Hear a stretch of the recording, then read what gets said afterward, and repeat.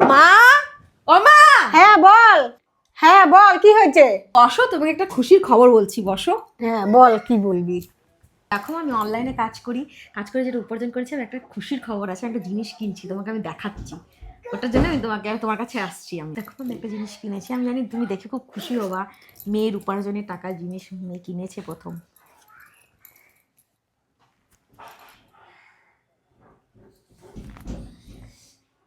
বলো মা, একদিন তো আমার তো এগুলো স্বপ্নের বাইরে মা।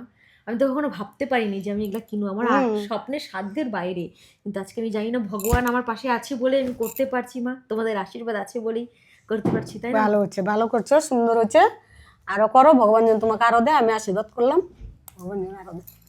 দেখো, আমি জানি অনেকের কাছে এটা হতে পারে ছোট, খুবই সামান্য একটা স্বপ্ন, বাট আমার কাছে এটা অনেক বড় অ্যাচিভমেন্ট, যেটা আমি কোনোদিনও ভাবতে পারিনি যে সেটা আমি করেছি শুধুমাত্র এই অনলাইনের কাজ করে উপার্জন করে।